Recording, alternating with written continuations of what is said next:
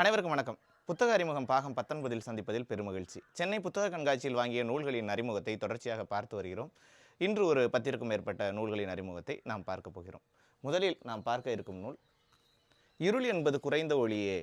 இரா வெங்கடேசன் அவர்கள் எழுதியிருக்கக்கூடிய ஒரு நூல். இவர் ஒரு பார்வை மாற்றுத்திறனாளி படைப்பாளி. சொல்கிறதுக்கான முக்கிய காரணம், இந்த துறையில் இன்னும் நிறைய பேர் எழுத வரணும், சிலர் எழுதிக்கிட்டு இருக்காங்க அப்படிங்கிற விஷயமும் எல்லாருக்கும் தெரியணும் அப்படிங்கிறக்காண்டி தான் அதை பதிவு செய்கிறேன். முக்கியமாக இது கவிதைகளோட தொகுப்பு. இருள் என்பது குறைந்த ஒளி அப்படின்னு ஒரு நூல் இருக்குது. அது மோகன் ஒருத்தர் எழுதியிருக்கிறாரு. இது வந்து ஒளியே அப்படின்றது. இது பாரதியாரோட கவிதைகளில், வசன கவிதைகளில் வரக்கூடிய முக்கியமான ஒன்று. இதில் அவருடைய அனுபவங்களை கவிதையாக மாற்றியிருக்கிறார். எனவே இந்த புத்தகத்தை நம்ம வாங்கியிருக்கிறோம். சென்னையில் கர்ணவித்யா அவங்க அமைச்சிருந்தாங்க பார்வை மாற்றுத்திறனாளிகளுக்கான அரங்கு. அந்த இதில் இந்த நூலை வாங்கியிருந்தோம். அடுத்ததை நம்ம பார்க்க போகிறது உவே சாமிநாத ஐயரை ஒதுக்கலாமா, பெருமாள் முருகன் அவருடைய நூல்.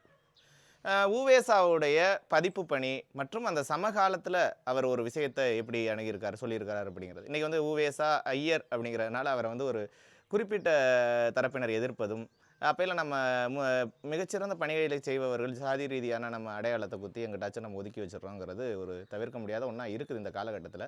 நம்ம ஒரு 1980 90களில் இருந்ததை இன்றைக்கி 2K கிட்ஸ் எல்லாம் என்னது பூமரங்கள் அப்படின்னு சொல்கிறாங்க. அந்த காலம் மாற்றம் இருக்குல்ல. அப்போல்லாம் ஒரு ஆய்வாளரை நம்ம அணுகும் போதும் அது மாதிரி தான் அணுக முடியும். ஒரு படைப்பாளியையோ யாரையோ அணுகும் போது அந்த காலத்தில் அந்த சூழல் எப்படி இருந்துச்சு, இன்றைக்கி எப்படி இருந்துச்சுன்னு தான் நம்ம அணுக முடியும். அப்படிப்பட்ட ஒரு 20 வருஷத்துலேயே இத்தனை பெரிய மாற்றங்கள் வரும்போது அப்போயில் அன்றைய பார்வை என்ன, இன்றைய பார்வை என்ன அப்படிங்கிறதெல்லாம் பார்த்து தான் நம்ம அணுக முடியும். இன்றைய கண்ணாடியை போட்டுக்கிட்டு கடந்த காலத்தை பார்க்க முடியாது. அப்போயில் இந்த இதை வந்து பெருமாள் முருகன் தொடர்ச்சியாக அணுகி எழுதியிருக்கிறாரு. உவே சாமிநாத ஐயரை நாம் ஒதுக்கலாமா அப்படிங்கிற நூல். அடுத்தது ஒரு பேராசிரியரின் கதை. அது காலச்சோடு வெளியிட்டிருக்காங்க, உவே சாமிநாத ஐயரை ஒதுக்கலாமா. இது வந்து பரிசல் புத்தகம் நிலையம் வெளியிட்டிருக்காங்க. பஞ்சாங்கம் அவருடைய கதை, தன் வரலாற்று பாணியிலான ஒரு கதைன்னு சொல்கிற நாவல். ஒரு பேராசிரியரின் கதையானது 1960களில் தொடங்கிய அந்த காலகட்டத்தில் இருந்த சூழல். ஒரு நகரத்துக்கு போகிற ஒருத்தர் வந்து அந்த கழிவறையை பார்த்துட்டு எப்படி பயன்படுத்த முடியாமல் தவிக்கிறது அப்படிங்கிற பல விஷயங்களை பற்றியும் ஒரு பேராசிரியராக இருக்கும்போது இதுக்கு பின்னாடியே கொடுத்துருக்காங்க. ஒரு பணிச்சூழலில் ஒருத்தருக்கு பாராட்டு கிடைக்குதுன்னா அதை அங்கீகரிக்கிறத காட்டிலும் அதை கண்டு குமையிறவங்களும் நிறைய பேர் இருக்கத்தானே செய்வாங்க. இப்படி பல விஷயங்களை பற்றி, ஒரு பணிச்சூழலை பற்றியான அந்த காலகட்டத்தில் எப்படியெல்லாம் இருந்துச்சு அப்படிங்கிறத பற்றி பேசக்கூடிய ஒரு நாவல். இது ஒரு பேராசிரியரின் கதை. அடுத்ததாக நம்ம பார்க்க போகிறது வந்து கத்தி, சல்மான் ருஷ்டி, ஆர் சிவகுமார் அவர்கள் தமிழில் மொழிபெயர்த்திருக்கிறாங்க. ஒரு மத அடிப்படைவாதிகளால் தாக்கப்பட்ட சல்மான் ருஷ்டி அந்த கத்தி அவரை குத்தும்போது அவர் ஏன் அசையாமல் இருந்தார், அந்த நேரத்தில் நான் எப்படிப்பட்ட ஒரு வழியை எதிர்கொண்டேன், கத்திங்கிறது என்னை மட்டும் குத்தி கிழிக்கலை, என்னோட அந்த மூட நம்பிக்கைகள், அதாவது மத நம்பிக்கைகள் அப்படிங்கிற ஒன்று வந்து இதெல்லாம் இத்தகைய கொடூரத்துக்கு காரணமாக இருக்குது.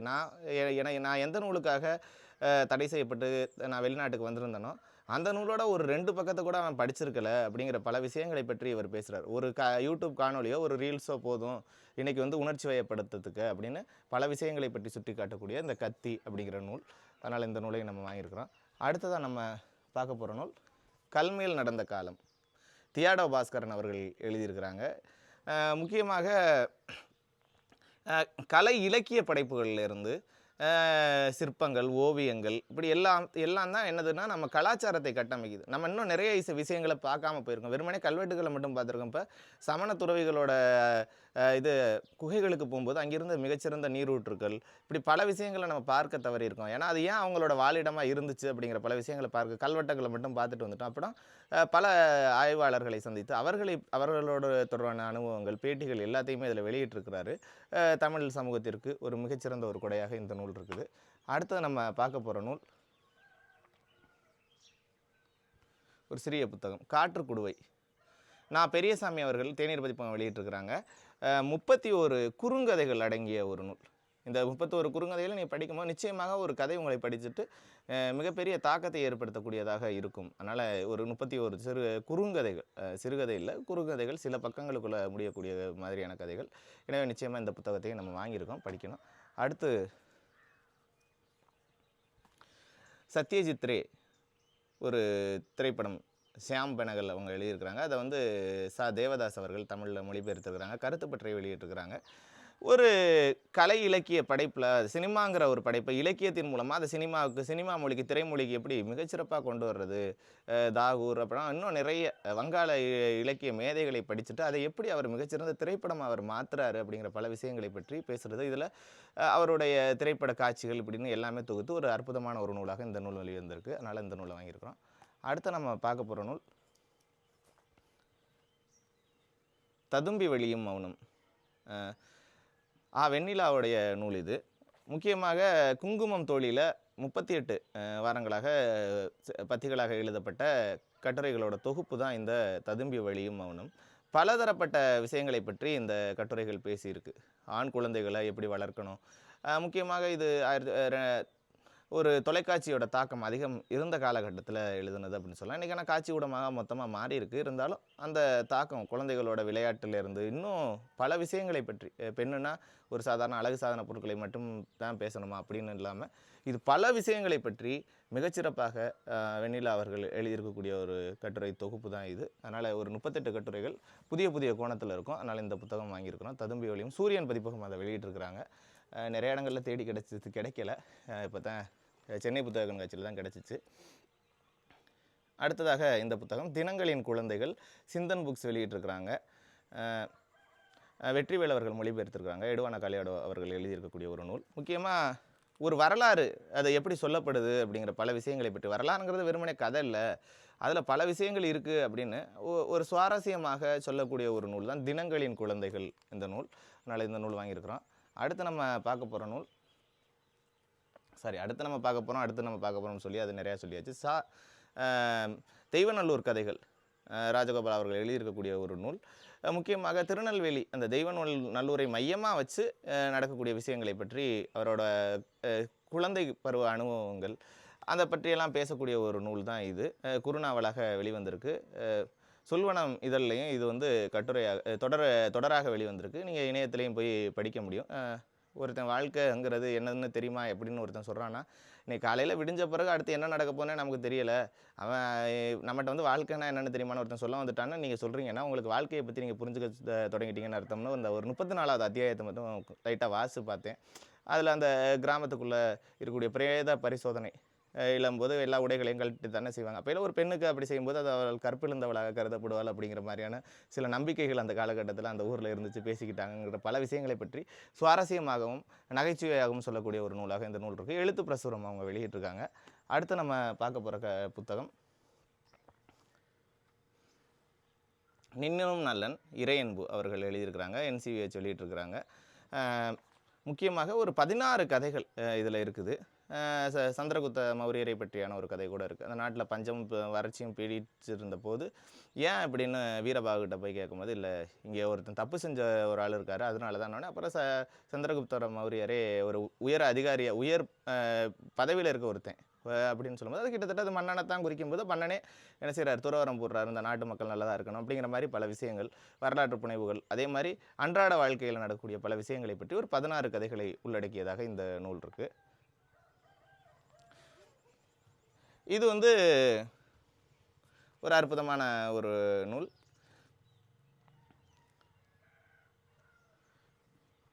நீங்கள் பின்னாடியும் பார்க்கலாம். நீல பத்மநாதனுடைய கிட்டத்தட்ட ஒரு 200க்கும் மேற்பட்ட கவிதைகளை உள்ளடக்கிய ஒரு நூல். அவருடைய 43 கவிதைகள் நான் படிச்சிருக்கேன். இது வந்து மிச்சம் இருக்கக்கூடிய ஒரு 148 கவிதைகள்னு 2 புத்தகமாக வெளியே வந்துச்சு. இது எல்லாத்தையும் தொகுத்து ஒரு 200 கவிதைகளுக்கு மேலே சம்பூரணம் அப்படிங்கிற தலைப்பில் விருட்சம் வெளியிட்டிருக்கிறாங்க. அதனால் இந்த நீல பத்மநாதனுடைய கவிதைகளையும் நம்ம வாங்கிறோம். நீல பத்மநாதனை ஒரு நாவலாசிரியராக தெரியும், சிறுகதையாளராக தெரியும். அதே போல் அவர் கவிதைகளும் எழுதியிருக்கிறாரு. அவரோட கவிதைகளை நம்ம இதில் பார்க்குறோம். அடுத்த நூலாக நம்ம பார்க்குறது ஒரு சிறிய நூல் ஏணி. இது வந்து ரவிக்குமார் அவர்கள் தொகுத்த ஒரு நூல். முக்கியமாக தலித் பார்வையில் ஆசிரியர்கள் அவங்களுக்கு எப்படி உதவி இருக்கிறாங்க, தலித் அல்லாத ஆசிரியர்கள் எப்படி எல்லாம் உதவி இருக்காங்கன்னு பல ஆசிரியர்கள் எழுத்தாளர்கள் கூறியிருக்கக்கூடிய ஒரு நூல். ஏன்னா ஒரு ஒடுக்கப்பட்ட சமூகத்தை சேர்ந்தவர்களாக இருந்தால் அவர்கள் கல்விக்கூடங்களில் போகும்போது ஜாதியை காரணம் காட்டி எப்படியெல்லாம் ஒடுக்கப்படுறாங்கங்கிறது இன்றைக்கும் அது நடந்துக்கிட்டு தான் இருக்குது. அப்பையில் அதையும் தாண்டி பலரையும் தங்களுக்கு உத்வேகம் அளித்த பல ஆசிரியர்களை பற்றி சொல்லக்கூடிய ஒரு நூலாக இருக்குது. நானும் மாற்றுத்திறனாளியாக இருக்கும்போது அது பெரிய பிரச்சனையாக தான் இருக்குது இன்றைக்கும். ஒரு மாற்றுத்திறனாளினா அவங்கள அந்த இன்றைக்கி அதுவும் மாற்றுத்திறனாளி குழந்தைகள் பொதுப்பள்ளிகளில் படிக்க தொடங்கின பிறகு அவர்கள் மீதான ஆசிரியர்களோட பார்வைகள் அதெல்லாம் இன்றைக்கி ரொம்பவும் கொடூரமாக இருக்குது அப்படின்னு சொல்லலாம். நீங்கள்லாம் என்னடா ஸ்கிரிப்ட் தானே எழுத போகிறீங்க அப்படிங்கிற மாதிரி அவனை கேலி பேசுகிறது, இழிவாக பேசுகிறதுங்கிற பல விஷயங்கள் இன்றைக்கி பொது சமூகத்தில் நடந்துக்கிட்டு இருக்குது. அப்படிங்கும்போது இதை நம்ம இந்த தலித் பார்வையிலான அந்த ஆசிரியர்களோட இந்த இது மாதிரியான கட்டுரைகள் நிச்சயமாக மாற்றுத்திறனாளிகளும் எழுதணும் அப்படிங்கிறது என்னோடய ஆசை. சரி, பார்க்கலாம். அடுத்த நூலாக நம்ம பார்க்க போகிறது பிறக்காத குழந்தைக்கு ஒரு கடிதம். ஓரியானா ஹல்லாச்சி அப்படிங்கிறவங்க எழுதியிருக்கிறாங்க. முத்துக்குமாரசாமி அவர்கள் தமிழில் மொழிபெயர்த்திருக்கிறாங்க, தமிழ் வெளியிட்டிருக்கிறாங்க. ஒரு குழந்தை இந்த பூமியில் வந்து பிறக்கணுமா, இந்த உலகமே ரொம்ப கெட்டதாக இருக்குது, இந்த கெட்டதான உலகத்தில் இந்த குழந்தை வந்து பிறக்கணுமா அப்படிங்கிற பல விஷயங்களை பற்றி ஒரு தாயும் குழந்தையும் உரையாடி கொள்வதை போல் அமைக்கப்பட்டுள்ளது. அப்புறம் கடைசியில் அந்த குழந்தை ஒரு இது வந்து இறந்து போயிடுது. தாயும் அந்த மரணத்தை ஒட்டிய நிலைக்கு போகிறாங்க. இப்படிப்பட்ட பல விஷயங்களை பற்றி ஒரு அற்புதமாக பேசக்கூடிய நூல். இன்றைய காலத்தின் தேவை கருதி இந்த நூல் இன்றைக்கும் அது 1970களில் வந்தாலும் இன்றைக்கும் அதோட தேவை இருக்குது அப்படிங்கிறது ஒரு முக்கியமான ஒன்று. அதனால் இந்த நூலையும் வாங்கியிருக்கிறோம். அடுத்து புதைமணல் அரவிந்தன். முக்கியமாக அடுக்கக வாழ்க்கை, நகர்ப்புறங்களில் இருக்கக்கூடிய அப்பார்ட்மெண்ட், அந்த வாழ்க்கையில் இருக்கக்கூடிய பல பிரச்சனைகளை பற்றி பேசக்கூடிய நூலாக இருக்குது. ஒரு துணிகாய போட போனதுக்கு கூட அது கேஸெல்லாம் போட்டு அது மிகப்பெரிய ஒரு சிக்கலுக்கு போகிறது அப்படின்னு பல விஷயங்களை பற்றி பேசக்கூடிய ஒரு நூலாக இந்த புதைமணல் அப்படின்றது ஒரு இது. அதுக்குள்ளே மாட்டிக்கிட்டால் எப்படி நம்ம வெளியில் வர முடியாதோ அது மாதிரியான இந்த நகரங்கிறது எப்படி ஆக்டாபஸ் கரங்களை போல நம்ம இருக்குது அப்படிங்கிற பல விஷயங்களை பற்றி பேசக்கூடிய ஒரு நூல் தான் இந்த புதைமணல். காலச்சுவடு வெளியிட்டிருக்கிறாங்க. இது பூனை இஸ்கா, அலெக்சாண்டர் குப்ரின். தமிழில் வந்து சோமசுந்தரம் அவர்கள் மொழிபெயர்த்திருக்காங்க. ஆதிபதிப்பகம் வெளியிட்டிருக்கிறாங்க.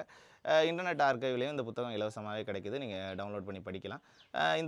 இது வந்து பல விலங்குகளோட அறிவுத்திறன் பலவற்றையும் கூட்டிகிட்டு போகிற ஆசிரியர் கடைசியில் பூனை இஸ்கா அப்படிங்கிற ஒரு பூனையை பற்றியான விஷயத்தை பற்றி பேசுகிறாரு. அப்புறம் அதோட முடிவு எப்படி இருக்குது அப்படிங்கிற பல விஷயங்களை பற்றி பேசக்கூடிய ஒரு சிறுவருக்கான ஒரு இலக்கிய நூல் தான் இது.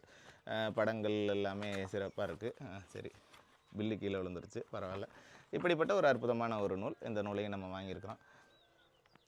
அடுத்து இறுதியாக பார்க்க போகிறது இறையன்பு அவர்கள் எழுதிய வேறு எப்படி சொல்ல. கொடிகாத்த குமரன் 1968 ஒரு கவிதை தொகுப்பை எழுத தொடங்கி கிட்டத்தட்ட 83வது கவிதை தொகுப்பாக இந்த வேறு எப்படி சொல்ல அப்படிங்கிற இந்த கவிதை தொகுப்பு வெளியாகிருக்கு அப்படிங்கிறது முக்கியமான ஒன்று. இதில் முக்கியமாக பூக்களை நம்பாதீர்கள் என்று இயற்கை சொன்னால் இயற்கையை எப்படி நான் நம்புவது அப்படின்னு ஒரு கேட்குறதா இருக்கட்டும். பொருள் இறந்த ஒரு சொல், புதைப்பவர் யாருமற்று கிடக்கிறது, துக்கம் விசாரிக்கக்கூட அகராதியில் உள்ள சொற்கள் எட்டி பார்க்கவில்லை அப்படிங்கிற மாதிரியான பல விஷயங்களை பற்றி பேசக்கூடிய ஒரு நூலாக இருக்குது. கவிதைகள்லாம் இதில் இருக்குது அப்படின்னு சொல்லலாம். இறையன்போட தமிழன்பன், நான் தப்பாக சொல்லிட்டேன் ஆசிரியர். தமிழன்பனோட அந்த கவிதைகள் ஒரு முக்கியமான ஒன்றா இருக்குது அப்படின்னு சொல்லலாம். 1968 அவர் தான் எழுதியிருக்கக்கூடிய அந்த கொடிகாத்த குமரன். அந்த தமிழன்பனுடைய பல கவிதைகள் மிகச்சிறப்பானதாக இருந்திருக்கு. அதனால் அந்த கவிதைகளில் இது இப்போ சொன்னது எல்லாமே தமிழன்பனோட கவிதைகள். எனவே அது ஒரு முக்கியமான ஒரு நூலாக இந்த நூலையும் இருக்கும். இதில் ஒரு 35 கவிதைகள் இருக்குது. முருகேஷ் அவர்கள் இந்துல கொடுத்த அந்த அறிமுக பகுதியிலேருந்து சில விஷயங்களை நான் உங்களோட பகிர்ந்திருக்கேன். அதனால் இந்த நூலையும் நம்ம வாங்கியிருக்கோம். இப்படி ஒரு 16க்கும் மேற்பட்ட நூல்களை பற்றியான அறிமுகத்தை நம்ம இதில் பார்த்துருக்குறோம். நான் இன்னும் நிறைய இந்த புத்தகங்களை படிப்பதற்கு அந்திமலை, தமிழிந்து, அதே மாதிரி பலரோட வாசிப்பை நேசிப்போம் புத்தகம், அந்த குழு, இப்படி பலரோட விமர்சனங்களை எல்லாம் பார்த்துட்டு தான் இந்த புத்தகங்களோட அறிமுகத்தை உங்களுக்கு கொடுத்துருக்குறேன். நிச்சயமாக இது உங்களுக்கு பயனுள்ளதாக இருந்திருக்கும் என நம்புகிறேன். அடுத்த நல்லதொரு புத்தக அறிமுகத்தில் சந்திப்போம். நன்றி நண்பர்களே.